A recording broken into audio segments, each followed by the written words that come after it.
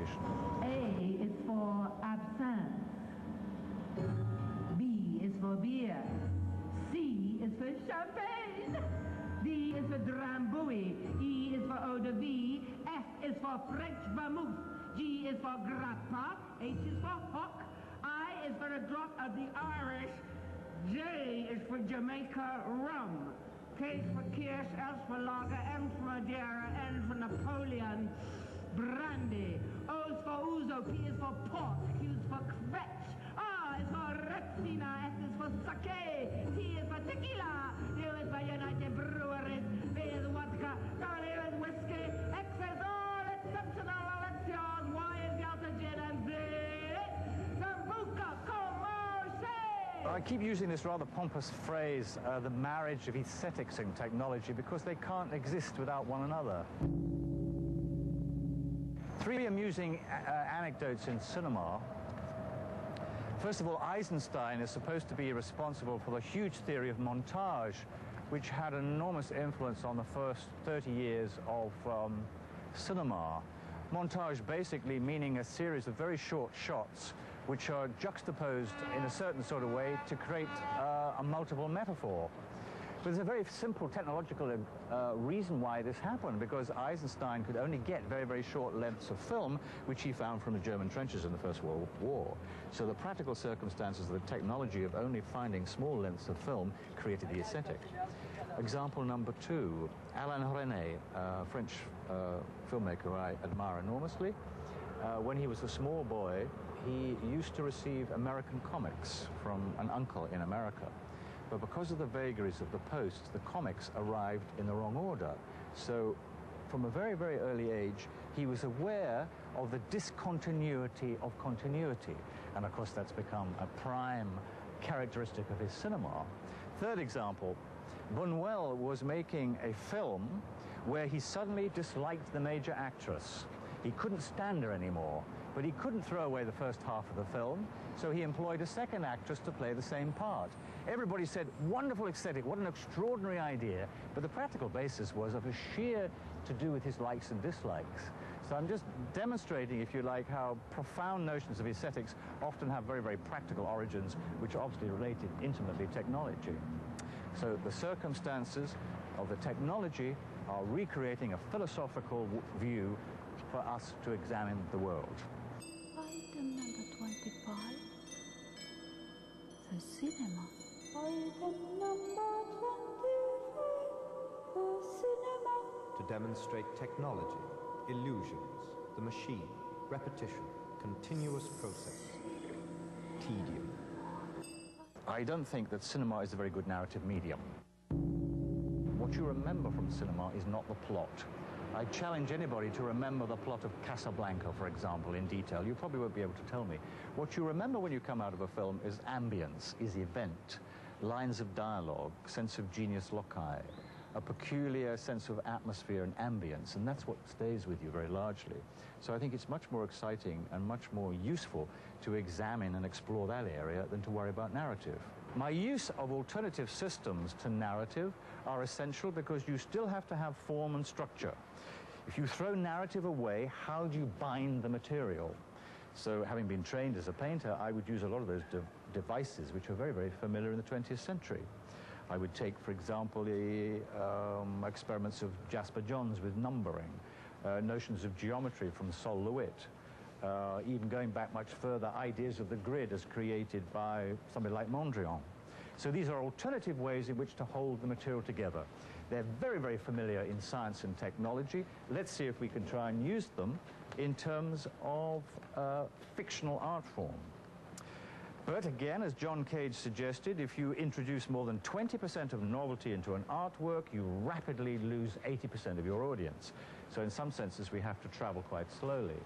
So in a feature film like Drowning by Numbers, as the title suggests, it's a series of ideas around the notion of drowning, but it's augmented by a number count. After each successful jump, the competitor is allowed to put on an article of clothing. 4, 5, 6, 7, 8, 9, 10.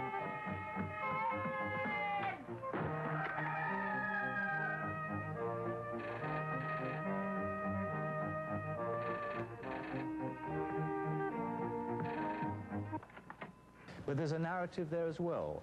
So what I'm trying to do, and it's a long series of experiments, is to gently edge the narrative to the sidelines and to reintroduce other ideas of formulating, structuring, and organizing the material.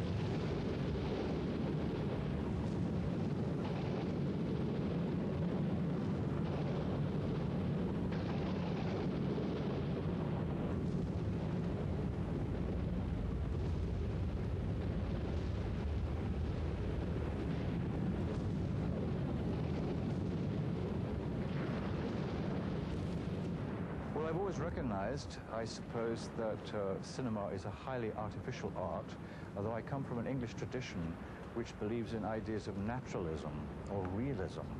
I never quite know what those concepts are supposed to mean. Ideas of reality, ideas of naturalism. I have a lot of criticisms to make about that. Why should I go to the cinema to see The Girl Next Door when I can simply go to see The Girl Next Door, is one maybe facetious argument. But the other thing is, I think it's a cul-de-sac. It's an impossibility. You can't do it. As soon as you create a cinematic frame, as soon as you make a selection, you're already into areas of artificiality. So I would much prefer, if I could be so arrogant, is to pursue the Shakespearean notion of trying to find the truth, to try and find the truth through extreme forms of artificiality. The corpses were cared for by the morgue's two attendants, Wee and Dode, who methodically noted down the full particulars of each corpse: its sex, its age, the hair coloring, the bodily wounds and scars, and if the corpse was found clothed, then a full description of the cut, color, and condition of the clothing and the contents of the pockets. Later, at the arrival of witnesses, Wee and Dode were able to add names, ages, occupations and addresses to their inventory, and even perhaps the place and the time their silent guests were last seen alive. From these meticulous mortuary notes, it is perhaps possible to build an identity for each dead body, to make a few speculations about the life it lived, and, in some cases, to ruminate on the possible reasons and circumstances of each death. I think cinema is now dead, but I have some doubts whether it was ever alive. Because I think we've seen 100 years of illustrated text. If I was being very generous, I'd also say maybe illustrated text and recorded theatre. I have always found it a great disappointment that this amazing potential imagistic medium should always have to be originated with a script. Jean-Luc Godard famously said, as soon as you have got the money in the bank and you have convinced the producers that there's a film on the way, you should throw the script out. I'm quite convinced that a thing that is conceived in words ought to be perceived in words. So I would argue and argue and argue that we should have had 100 years of an imagistic cinema. And however much you admire people who make good moving images, you will find always at the back this desire to illustrate a text.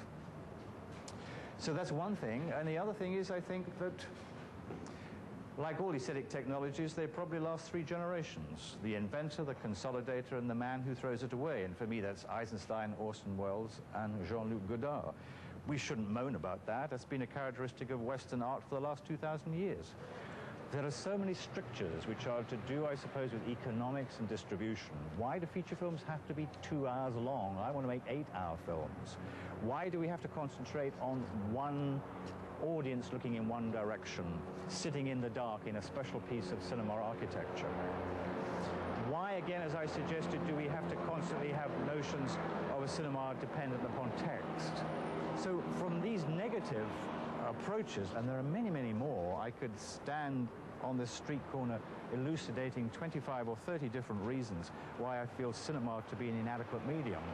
And I think now, in the 1990s, after all the experiences of post-television, there is a way in which the technologies and the aesthetics of cinema no longer satisfy the human imagination. So I'm looking not only forward to new technologies, but also sideways and backwards and over my shoulder at the old technologies, like opera, for example, which has extraordinary artificial conventions and devices which are fascinating, to see if I can reinvent my cinema.